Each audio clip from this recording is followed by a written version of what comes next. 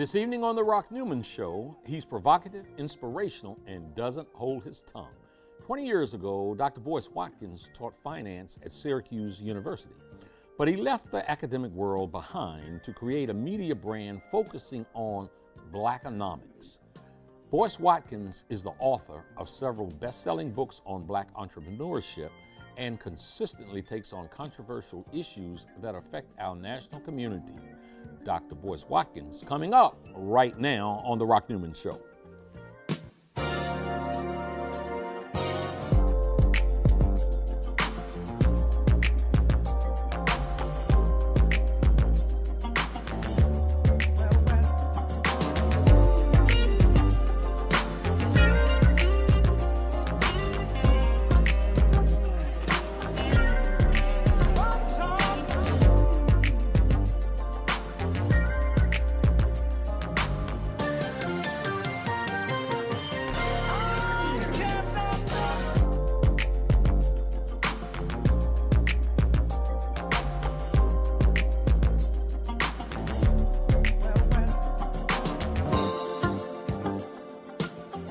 Welcome to the Rock Newman Show from the campus of historic Howard University. I'm Rock Newman, and it is my desire to inspire you with personal stories of extraordinary achievement. Tonight, my special guest for the hour is Dr. Boyce Watkins. As you probably gathered in the intro, he is a very dynamic, very busy man. We have a lot to cover, and I'm pleased to welcome you to the show. My brother. Thank you. Oh, thanks for coming in here today. Thank you for having me, man. Right. It's always an honor and a pleasure. You know, sitting here at this media platform, I wanted, just trying to figure out what we might talk about first. But the ability to sit here and to try to speak our truth as we know it has something to do with First Amendment rights. You know, you can say you can weave that in to some degree. And it really made me think about what I wanted to talk to you about first. Just recently, Lamont Hill was fired from CNN. As we speak, there's talk about the possibility that his tenured position at Temple University might be in jeopardy. Mm-hmm. I know that you have some history with Lamont Hill. Years ago, I saw him, quote, talk about how you actually helped get him into this universe, this sort of media universe. So, one, I'd like to get some of your reflections on Lamont Hill, because you knew him years ago, and what it is that he did, how you feel about what CNN did to him as a result of the comments that he made. Okay. I think Mark Lamont Hill is one of the most intelligent and hardest working people I've ever met. You know, our first conversation was, I think, 06 or 07. Mm-hmm. And I remember he called and he said, I see you, you're a professor, you're on TV, I want to be on TV too. Mm. And I just said, well, I remember specifically saying, I can't do these things for you. You know, it's kind of a myth that somebody magically comes along and just puts you out there. I said, but I can tell you what I did, and it's up to you to execute. Mm-hmm. And he executed unlike anybody else. I to this day, I don't think I've seen anybody that really took, you know, when I gave him the game, he ran with the game and I mean, and did things that, you know, that most people can't do. Now, when the show is over with, I might ask you for the game. Oh, please! I got to get the game from you first, and I'll tell you, man. You know, so later on, you know, with Mark, I saw his rise, and you know, and we don't see eye to eye politically. We don't agree on a lot of stuff, and sometimes we'll even go back and forth a little bit on Twitter. But for me, on my end, the respect's always there in the sense that he's sharp. But what I see now kind of is a reflection of a conversation I had with him on my porch back in about 2009. At that time, you know, I was on a lot of the different shows, CNN, Fox, and all that, you know, stuff. Roland Martin was doing a lot of the stuff, and Mark was doing a lot of stuff. So we would all see, the three of us would see each other on a lot of these shows. And I remember Roland was getting a deal with CNN at the time, getting cozy with them because the Obama presidency was kind of erupting. Sure. And Mark was getting in with Fox. And I remember I said to him, I said, you know, I really don't think that this is what I want. I don't think I want to deal with either one of these networks because I believe black people have to own our own stuff. We have to have our own channels of distribution for our ideas. And in a way, and maybe it was self-defeating, but I know what kind of black man I am, and so in a way, sometimes I would fire myself in advance. I'd be like, you know what? I'm going to go ahead and fire me now because I know that eventually when I come out the closet and you find out that I'm really black, you ain't going to really want me around. If I was you, I wouldn't want me around either. And when you say you talking about the CNNs. I'm talking about the CNNs and the Foxes. The MSNBCs. And the MSNBCs, yes, because there's no place in any major, white-owned media outlet, no disrespect to anybody else, but there's no place in any major predominantly white-owned media outlet for a black man who's really trying to solve the black problem, in my opinion.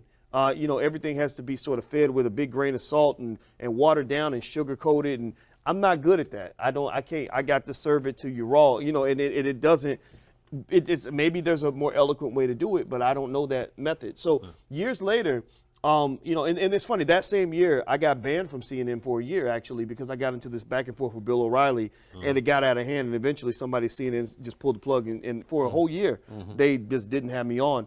And let me ask you something. Sure. You say got banned. Was that something ever official, somebody told you, put in writing or anything, or it's just you never got invited back? It was like dating a girl that just stops calling you when she was calling you every day before that, right? And when that happens, your brother know he done got banned from the just not into you that much anymore. Exactly, just wasn't into you. But just like that bad relationship, when you lose one opportunity, it opens your mind up to find others. And so that was actually when I began the process of developing my own space, my own platform. So at the same time, I saw Roland really getting in good with CNN.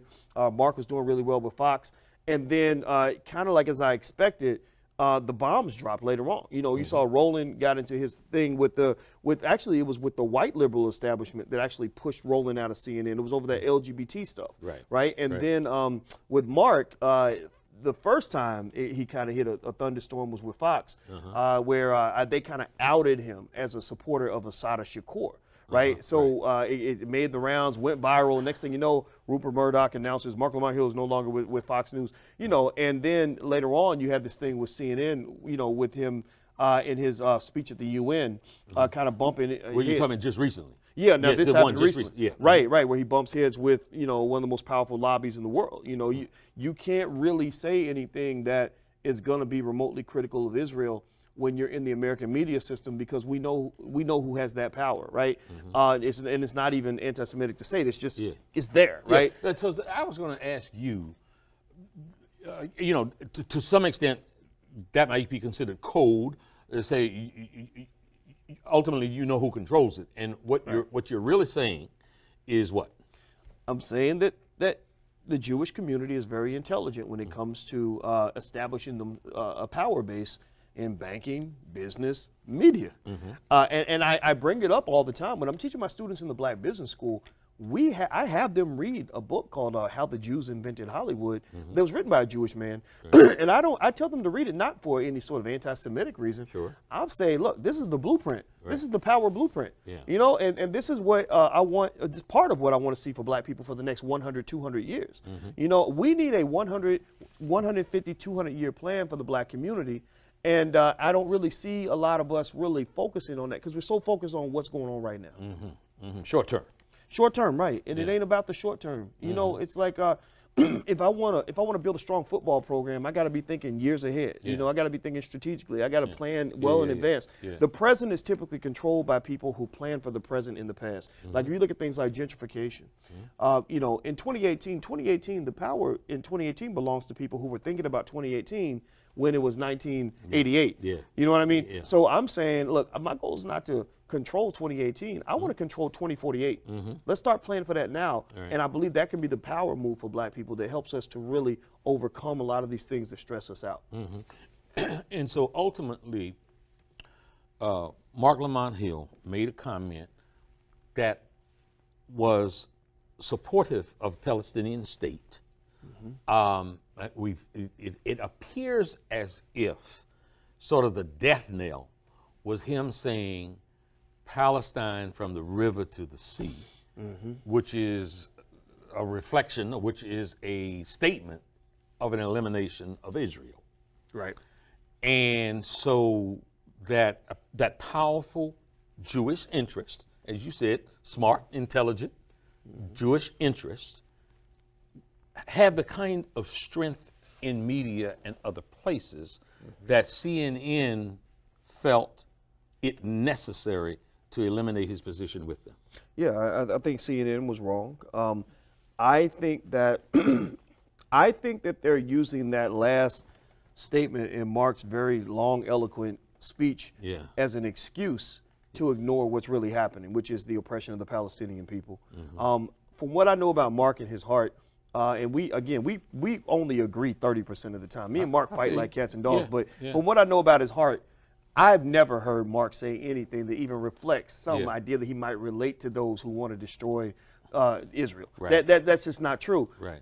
So what I think is really happening is you kind of get this mass distraction where it's like, okay, I'm going to focus on this one little thing over here, so you'll ignore the big elephant in the room, which is the way the Palestinian people are being treated. So there's nothing wrong with what he said, but then again, the fundamental reality that we must understand is that black people don't have freedom of speech when we're in media outlets that are owned by other people. We just don't. Freedom of speech is something that you must be able to earn and fight for and afford. And so if you're an employee of CNN, and you're not speaking in a way that is consistent with CNN's agenda, then you need to get out and you need to either go with the agenda or step out and have your own space. And you don't have freedom of speech if you have taken your team to the Super Bowl and play for the San Francisco 49ers, and you look at the injustice of black people being killed and other maladies in the community, and you take a knee to protest police brutality. You also don't have free speech then. Well, most people don't have freedom of speech on their job. You got freedom. If you walk out the door and give away your paycheck, then you can say whatever you want. They don't care. They don't care if you take a knee outside the stadium, but you working for us, you are our employee. You really thought, you thought this was something other than what it really is. It's an employer-employee relationship.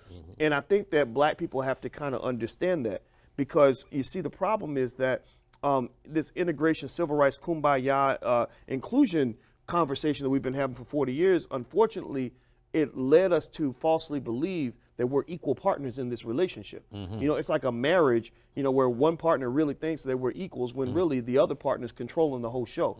So it's more like an abusive marriage. So for black people, I think integration and all that's fine, but integration is like any other partnership. You have to properly negotiate your terms, and we didn't negotiate our terms.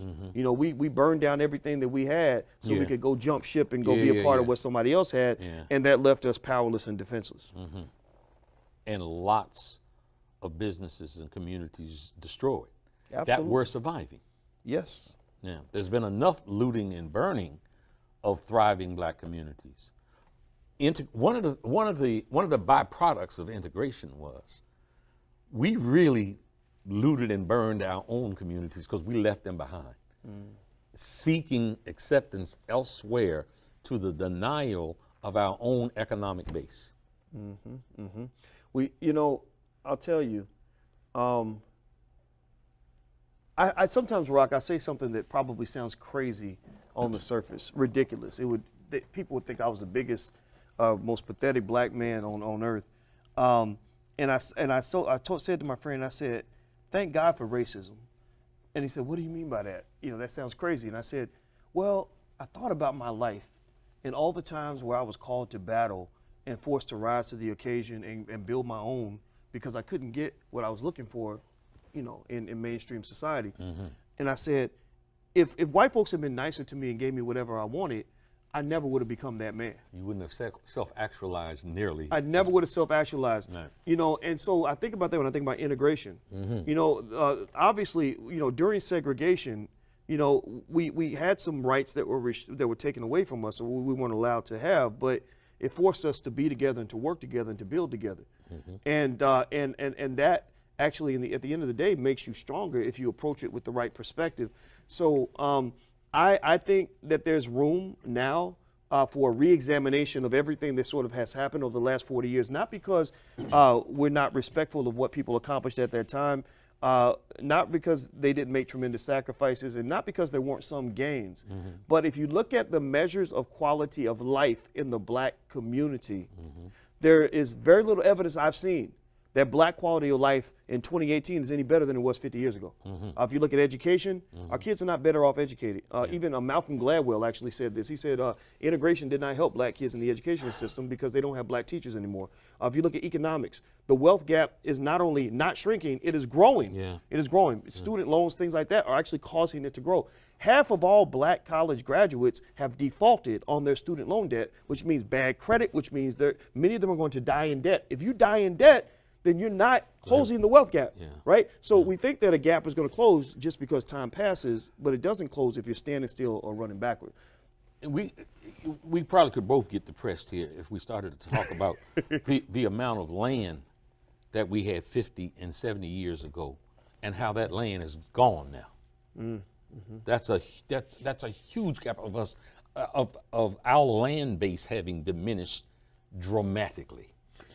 Yeah, we what it is that in our culture, our economic culture, which we're still working to shape that, right? It's because some of it's still slave culture, or this other, I don't know exactly what to call it, but there's very little conversation that we have with children coming up about the importance of ownership. Ownership. So in the Black Business School, we teach children. We tell that's the first people we want to teach. We have a business. And when school. you say in the Black Business School, you're talking about this is your baby. Yeah. The Black Business School is online, and we have 68,000 students. And one of the things we did was we created a business school for children. And what we tell the kids is we give them an acronym. We tell them to keep their poise. POISE. POISE stands for producer, owner, investor, saver, entrepreneur. And we tell them this is what you want to be, because the economic system can be compared to a horse and jockey scenario. You think about a horse race, a horse does all the work, the jockey gets all the credit, right? The horse does all the running, the jockey gets all the money. And in capitalism, unfortunately, in America, it's a horse and jockey. You think about if someone goes to rent an apartment, the renter is paying the mortgage for the landlord. So the landlord gets wealth, the renter just gets run down, right? You think about an employer-employee scenario, the employee is putting in the labor and getting some compensation that they use to maybe go pay rent, right? And the employer is the one who owns the business, builds the wealth, leaves something for their children, right? And the list goes kind of on and on and on when you talk about the investor versus the borrower. Makes me think of a documentary, not so articulately named, but maybe appropriately named, the pimp and hoe mentality. Yeah, it's a pimp and hoe system. Absolutely, absolutely. And the hoes usually don't have much negotiating power. And I think that I think it's appropriate. I think pimp and hoe is really good to describe the NCAA. Literally every single tactic a pimp uses to control a prostitute. Yes. That's exactly what the NCAA. I mean, I'm talking about the threats of severe punishment for deviation, for all these things. So I think by just being aware of all of this and how all this works is a great first step. But let me stay with that for a second, because the school, whoever it might be, Arizona State, receives from its apparel company millions and millions and millions of dollars. And it says to the student, athlete, you got to wear, so therefore you have to wear X brand. And if you don't wear X brand, there is punishment. So the student athlete feels as if I have no choice, except proportionately the student athlete is getting a minuscule value. They say he's getting an education, most of them don't. Most of them don't graduate. So many don't graduate. So at the end of the day, there's very little that the student athlete is getting of the millions of dollars that the pimp is receiving.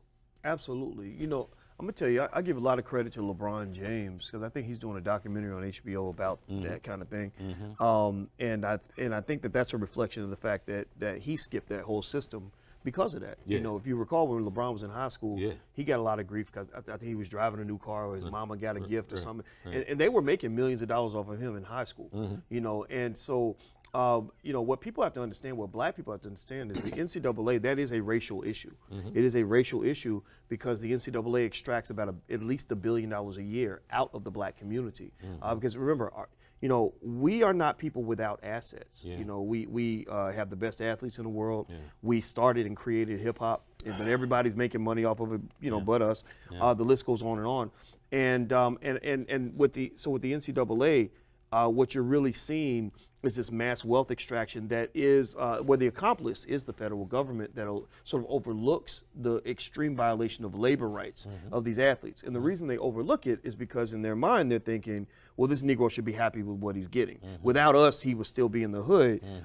And we know that the scholarship obviously doesn't give the equivalent value to what they're giving the university, because if it did, then you would just pay the athletes what they're worth and then let them pay their own tuition, right? It doesn't cost much to bring one more student in a class. If I'm already teaching 30 people, who cares if I'm teaching 33, right? And so that whole idea that that this is even a remotely fair trade is kind of ridiculous.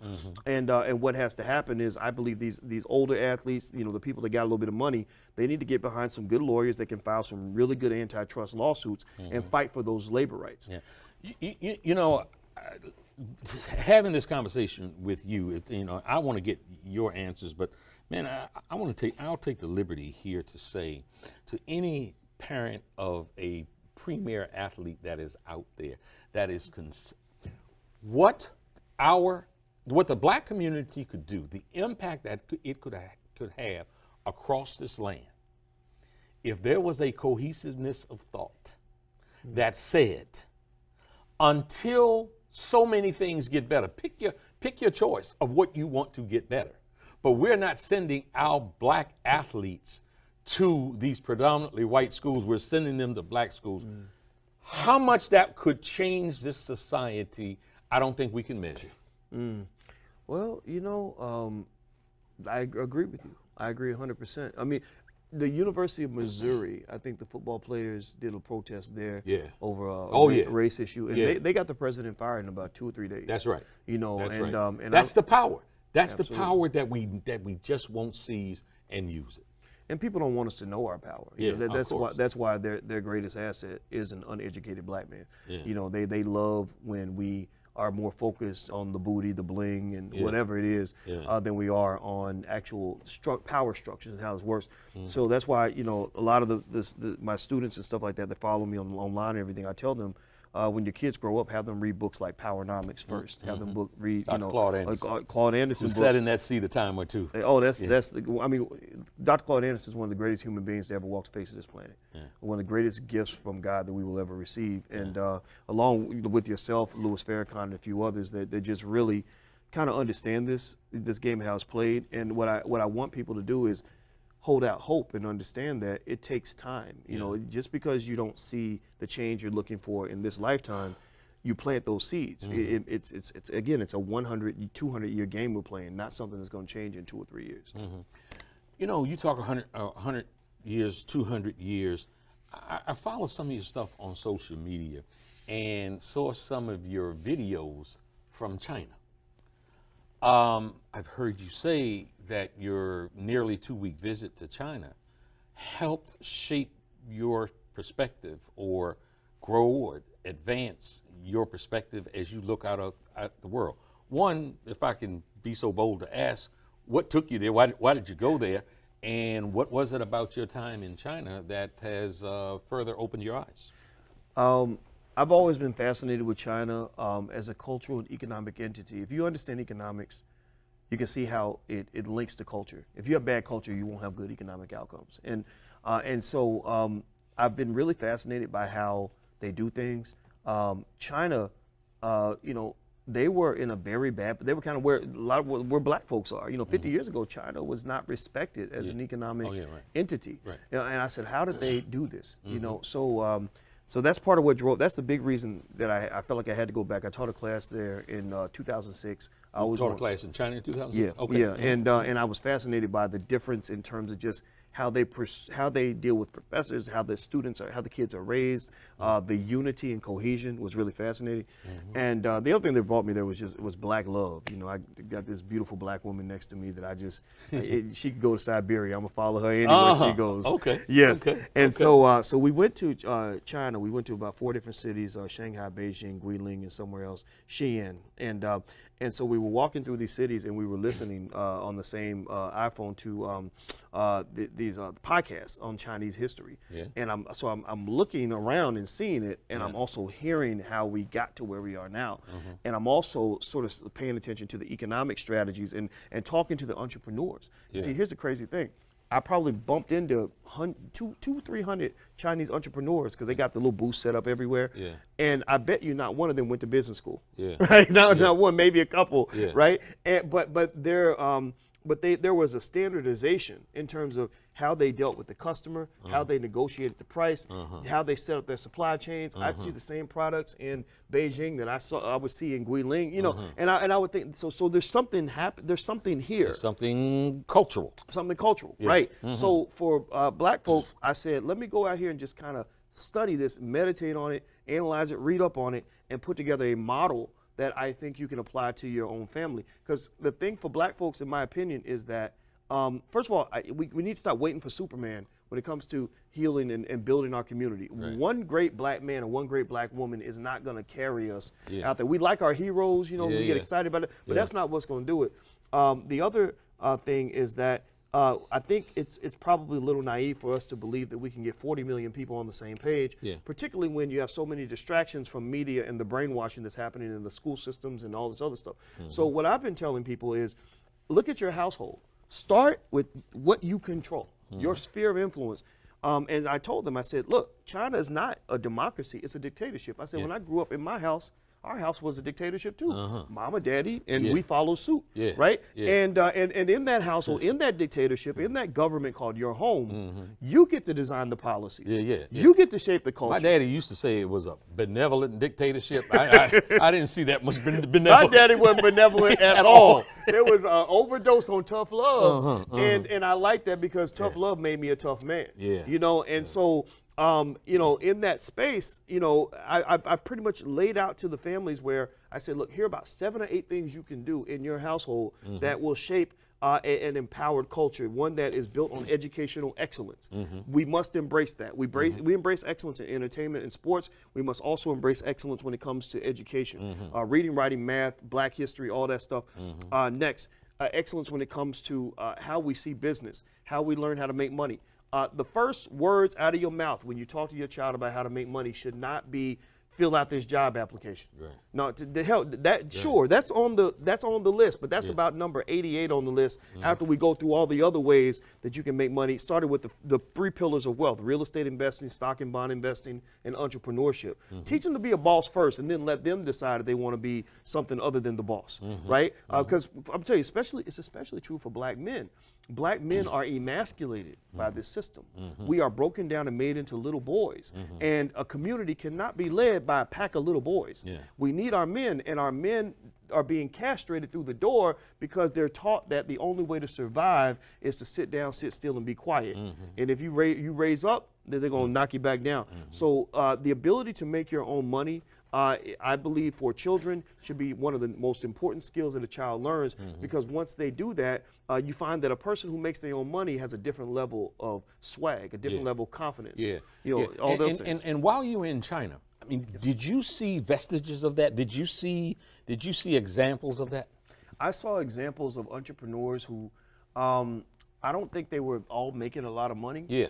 But I saw, I saw people that they knew the government wasn't going to never take care of them, and they could scream Black Lives Matter, and they knew nobody wasn't going to listen, and they just kind of got the job done. That's what I saw. I saw hustlers. That's Did what you say hustle? hustle. Yeah. Yeah, that's what stands Spirit out. of independence. When I saw that, I just saw a hustle mentality, and I Yeah. saw cohesion, Yeah. where you just have a lot of uniformity in terms of how people feel and how they think. So, and also I saw China first. The reason that the rest of the world couldn't form productive trade relationships with China is because they all came in thinking, we're going to milk China the way we milked Africa and we Yeah. milked the black community. We're Yeah. going to form these, we're going to integrate them, Right. right, into Right. the world economy, and Right. we're going to milk them like a cow. Yeah. And they didn't understand that the Chinese had a different kind of mindset. Yeah. Their mindset was very much China first. We take care of ours 1st. We're bringing our smartest and our best and brightest back home. We're going to build up for China. So what they found was that instead of them forming these relationships where they were extracting wealth out of China, China was extracting wealth out of them. So as a result, you know, a lot of the factory jobs that would normally be in Detroit and Toledo are over in Shanghai and Beijing, right? So there's something to learn from that in terms of just a mindset that says, you know, for black folks, translating this to black folks, there's nothing wrong with loving your people first. There's nothing wrong with saying, I'm black, I'm proud, I'm black all the time, 100%. You can't deal with that, that's your issue. And then you can still integrate with the rest of the world. Which don't mean you're anti something else. You ain't got to be anti nothing, right? I'm only anti-hate. I don't believe in hating anybody on the color of their skin and none of that. I don't do that. I'm too busy loving my own people. You know, but the reason that black love is interpreted as hatred for white people is because there are so many people that are heavily invested in the oppression of black people for their own personal gain. So when you come up, they feel like you're pulling them down. It's a threat. Right, it's a threat, right? So inevitably it's going to be a threat, but that's okay. You know, we can handle threats. You know, you can't really, it's like sports, you know, the other team is always going to find a way to beat you. If you start suddenly competing for points and act like you're trying to win, why wouldn't they try to stop you from winning? Because they want that trophy too, and it's all right. So it's something else I like to talk about, because I had another friend who, he took an Asian trip. He first was in Tokyo, he went to Vietnam, he went to Hong Kong, and he talked about, again, this was through Facebook, you see this. Facebook, some of what Facebook does is opens up the world to you. Yes. And the modernization, he was fascinated by the modernization throughout Asia.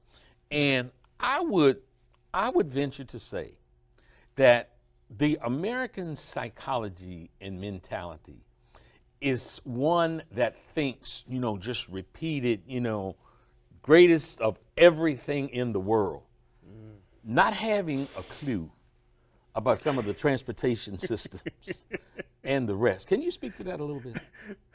Man, when I was in China, they had bullet trains, and here all we got is Amtrak. You know, I saw holograms. I saw all different kinds of technology there that I don't think is going to get here for years. Right. You know, I think this idea that America is just the greatest and the best at everything, and we're just so far ahead of everyone else, that's just propaganda. And that's just a lie. When you leave the country, you start seeing things that you do not see in America. So that modernization piece that you're talking about, I noticed that, and it made me kind of think, wow, you know, there was a time when we really were leading the world, and I just think that through dysfunctional leadership, poor educational systems, et cetera, we're slowly falling behind. We are a nation on the decline. That's a reality. You know, I'll tell you something. There's something I hear about that I don't fully understand the ramifications of it, and I want to see if you, as more of a sort of the economist, can weigh in on it. You continually hear about China holding so much of America's debt, that America is incredibly in debt to China. You studied that at all, looked at that at all? Yeah, America's in debt to everybody. Couple thoughts come to mind. Number one of the reasons that China was able to advance economically is because they have a very high savings rate. America is very, very bad at saving. We don't save money. We spend, and we borrow and go into debt, individually and collectively. That's one thing. Second thing is that for as far as consumer society. Right. Yeah. So as far as policy in the black community, I encourage people to start saving more and investing more. Don't do what everybody else is doing, because it's a mess. But the second thing that comes to mind is that America has hit a level of debt that is just unsustainable. That debt is going to, if anything causes the economic system in America to crumble, it's going to be the amount of debt we have, because we don't have the political strength or wherewithal or focus to really attack an issue like that, because that requires long-term thinking, short-term sacrifice. That's not part of our culture, in the government on down, right? So I think the debt problem is only going to get worse. Eventually, Social Security is going to die. People have to start think outside the box when it comes to your retirement plan, because the systems that we had in place will not be there in 20, 30 years. You really think that? Absolutely. No question about it. We're afraid. We're just too proud to admit that we can't afford to do certain things. So we're a lot like that family that, they're just used to the private school and the fancy cars and, and paying for everybody at the dinner at the expensive steakhouse. But what they're not telling anybody is that they're really maxing out their credit card to maintain this illusion. And eventually that illusion is gonna just fall apart.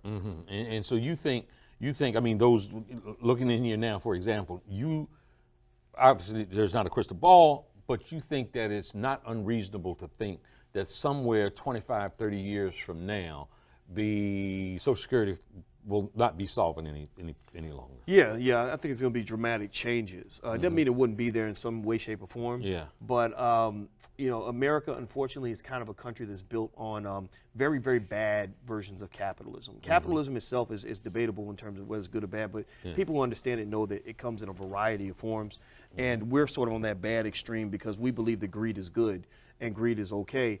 It started really mostly with Ronald Reagan. And so what happens is you got these people at that top 1-2% that are going to just suck up all the resources, and eventually you see America kind of decay into like that third world country status where you got these massive wealth gaps. So that's what I predict in the future. I can't stop that or slow that down.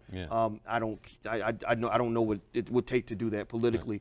I don't even know if we have what it takes in this country to do that. But what I've been telling black folks is just kind of get ready. Because there will be that great divide, and you want to make sure you're on the right side of that divide. You just mentioned whether or not you had the answer politically about something, which brings me to my next subject I want to talk to you about. The midterms were just over a month ago. Midterms, 2018 midterm election, just over a month ago. And I looked at some of your stuff where you went in hard on. And you certainly did not hold on to any sacred cows, if you will. And what I mean by that is whether it was Obama or Oprah that might have been campaigning for Stacey Abrams in Georgia or Gillum in Florida or elsewhere.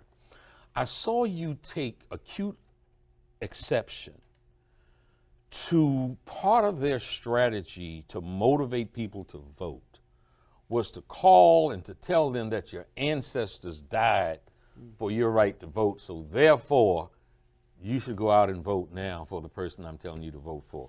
Can you kind of take us through what you were thinking then and why you went kind of hard? Well, because it's disrespectful.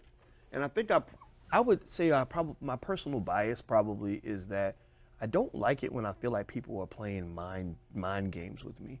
It's just disrespectful to do that. And so if you want me to vote for you, that's cool. Like, we can talk about that. Okay, I'm gonna tell you what my issues are. You tell me how you're gonna help with those issues, right. And then we have sort of a respectful transaction. But when you try to guilt trip me into voting and you refuse to answer the questions that I have for you as a candidate, that's a problem. Or if you try to use fear as a way to get me to vote for you, that's a problem. Or when I look at that Democratic Party and I notice they tend to seem to sort of ignore black issues on every other part of the spectrum except for when you get to voting rights. And I'm not a stupid man. I said, well, of course you want me to have voting rights so I can vote for you. Maybe a husband wants his wife to have a good vacuum cleaner so she can clean the living room, or she got to have the best pots and pans in the kitchen. Like that. But that's not really for her. It's for him, and he needs to acknowledge that. So I think that the exception I take with this whole idea of invoking the ancestors into the conversation is, number one, those are my ancestors. Right. Don't bring my ancestors into this conversation. Don't talk about my mom. Exactly. Don't talk about my mama. Right. And number two, if you really respected my ancestors, then you would have an honest conversation about reparations for what my ancestors went through. Now because they could change, they could shut me up quickly by just coming up with a plan on reparations. Right. If they start talking about reparations on a regular basis, as much as they talk about voting rights, I wouldn't say a word. I'd say, go vote for them. Now they talking some sense. So when you talk about the black community in this two-party political system, generally speaking, the Republicans disregard you, don't really care. The Democrats so often appeal to some of your interests, but really take you for granted. We really got them, and that is reflected in the meager resources that campaigns put in to actually hiring African Americans that they're trying to court. So on the one hand, you got a disregard. On the other hand, you really got you're seriously being taken for granted. So what's Boyce Watkins' advice? Well, my advice is something that I guess becomes a threat to some people in the system. My advice to black people is do what you want. Just play the same game they're playing. They're doing what's best for themselves and their family. Mm-hmm. You do what's best for you and your family. Mm-hmm. Don't even do what I tell you. I'm not going to tell you who to vote for or whether you should vote or not vote. I just say make your own mind and don't let nobody make you feel bad about that. Mm-hmm. And that was literally my consistent talking point, but yet people, of course, that doesn't represent their interest, they're going to run around saying, "Oh, he's telling people not to vote." Mm-hmm. You show me any video or article I've ever written where I told black people not to vote. Right. I might tell you that I'm not voting. Yeah. But I'm not going to tell you what to do. Mm-hmm. And so I think that's okay. Mm-hmm. I saw a lot of folks. I saw a lot of folks throwing darts at you for what you did say about what you felt Oprah, Obama, and others were doing with the guilt trip. Yeah, if people ain't throwing darts at you, then you're not saying anything new or interesting. Mm-hmm. If you really challenge pre-existing ways of thinking, the first reaction people are going to have is anger, because you're disrupting their schemata. That's what they call it in your brain, where you are used to seeing things this way, and when somebody comes along and says, no, it's not like that at all, your first reaction is like, no, what are you talking about, right? Shock, disbelief. And another piece of evidence, that tells, in fact, the more darts that are thrown, kind of tells me that I've really hit something. Like I've struck a chord with you. Yeah. Because if I was talking crazy and it was just a stupid man just talking out the side of his neck, you wouldn't react to that. Right. You're reacting because I'm really forcing you to confront a problem that you can't solve right now. And so, I'm okay with people throwing darts. It comes with the territory. My goal is, I believe we should seek truth. Yeah. As black people, and that means having hard conversations, because if you keep doing things the way you've been doing it for the last 40, 50 years, you're going to get the same results. Seriously, we've been electing these people for I don't know how long, putting them in office over and over again, putting black politicians in office. We done had 1,000 Stacey Abrams and Gilliams. I mean, no, we haven't had many governors, but we done had the mayors and all this. Show me where black people as a collective are doing better because of that, right? So we know that is not proven to work. So that means that by default, you must find solutions that are outside of that box. If you can't go outside the box, then you're just going to live the same 50-year period over and over again. You have you have some detractors out there, and you said if folks aren't throwing darts at you, you're really not doing what you need to do.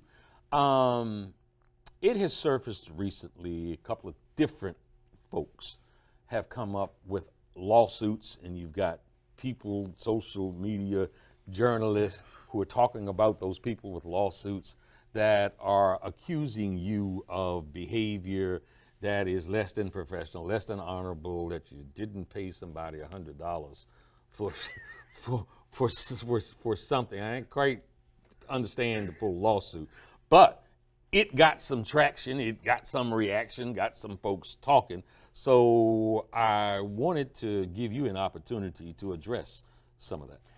Yeah, I'm gonna tell you what, Louis Farrakhan, I owe him a lot for teaching me how to deal with what it means to draw so much attention from so many different types of black folks.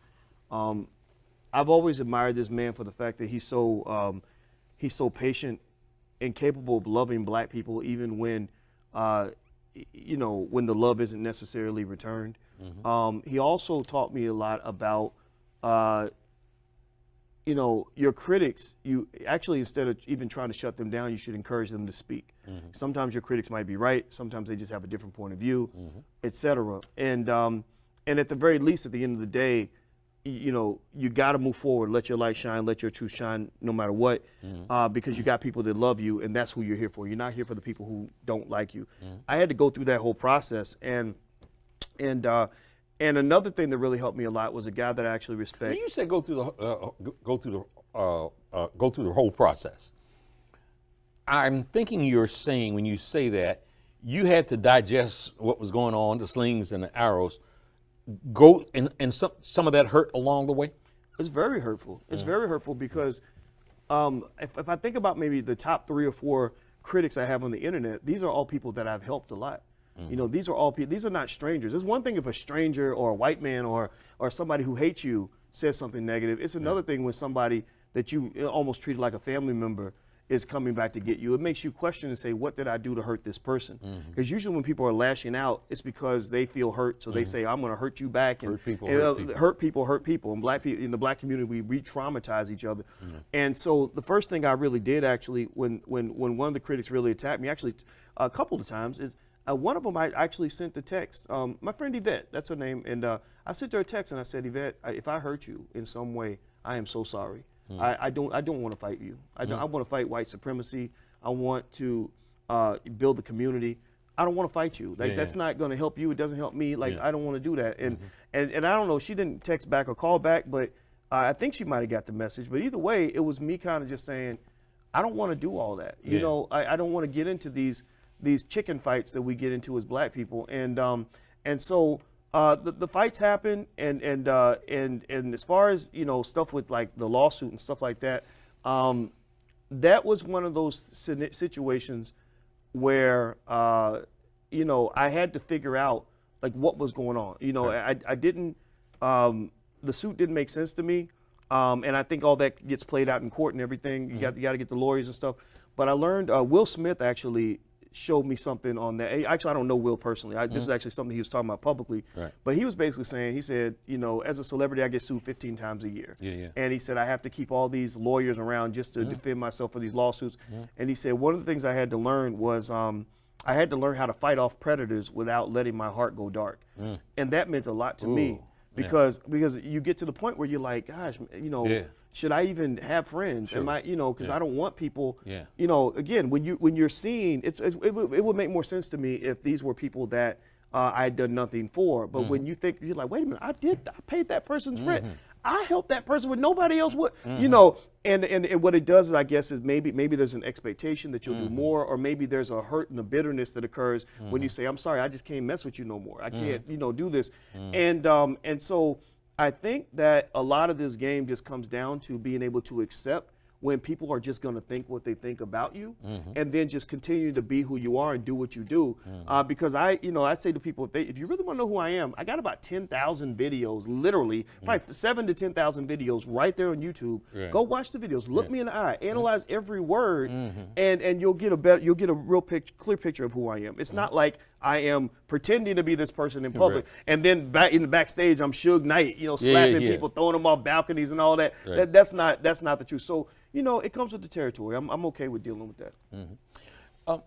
So you often speak in your videos, and you have platforms where your interest. I think on our opening we said Blackonomics. That you focus on Blackonomics. You were at Syracuse and you came out and you've really been talking about that. So what I'd like to give you an opportunity to do, to share with us, what is it that you, as Boyce Watkins, the educator, the professor, the professional, with the school that you're talking about, tell us about the school and what you are trying to accomplish with the school. Well, much of everything I do is based on what we call the Black Core of Three. The Black Core of Three basically says we believe black people should educate our own children, create our own jobs, and support black business. So all of that, from everything else I do, spins out of that. And so the Black Business School was something I created after teaching 25 years, teaching finance to mostly white college kids for 25 years, Syracuse University, Ohio State, et cetera. And what I realized was, I said, I'm teaching all these amazing secrets to a bunch of people that aren't even in my community, that are all going off to Wall Street making all this money. I really didn't feel fulfilled. I was told that I was a successful black man, but I didn't feel successful. I said, I feel like I'm just spinning my wheels. Like what I'm doing isn't really making a difference. So I realized that with the Black Business School, we could solve a couple of problems.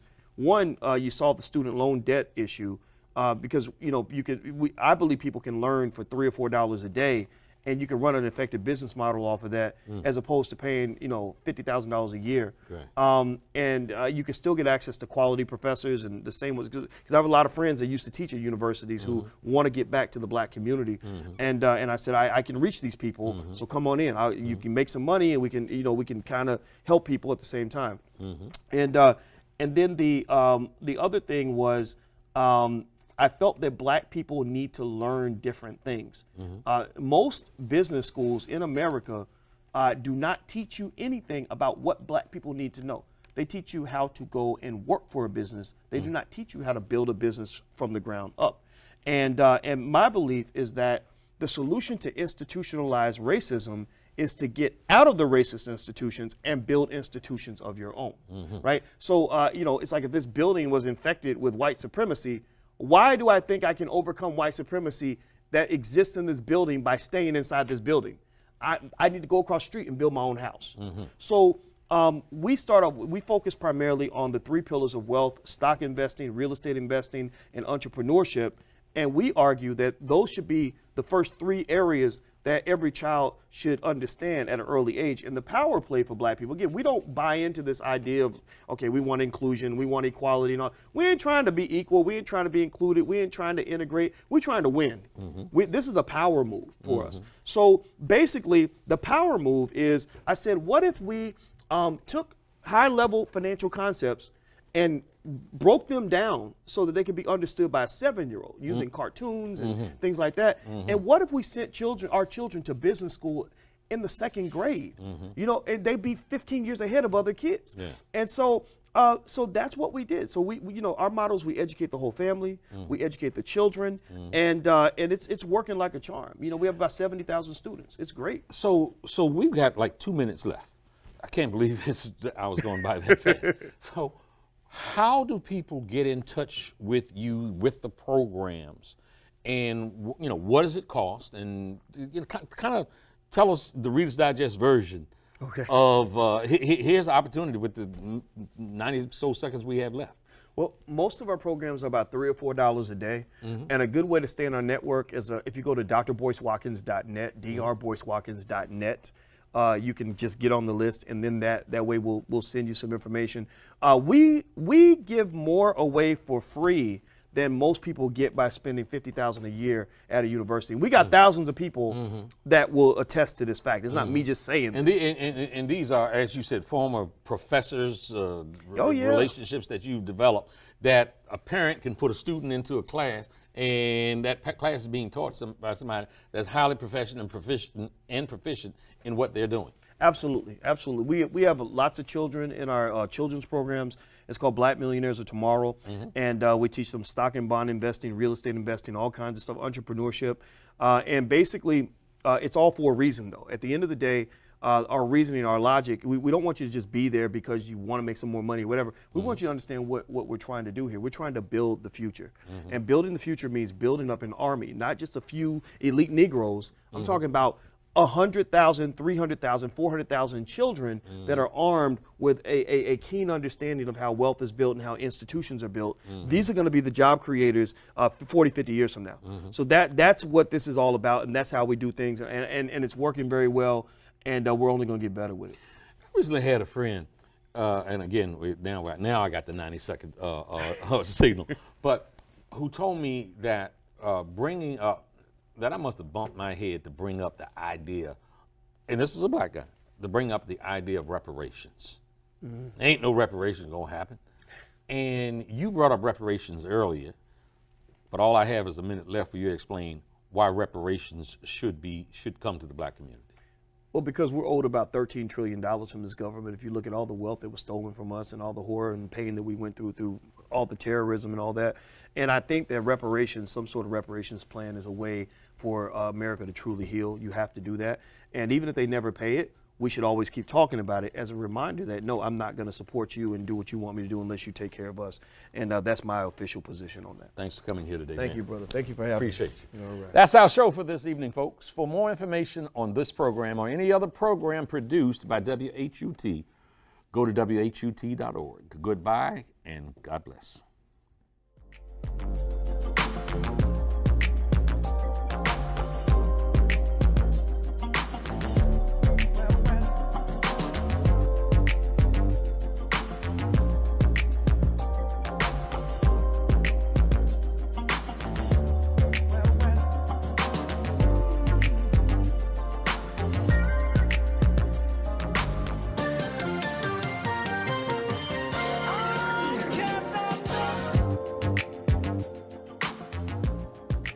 This program was produced by WHUT, Howard University Television, and made possible by contributions from viewers like you. Thank you.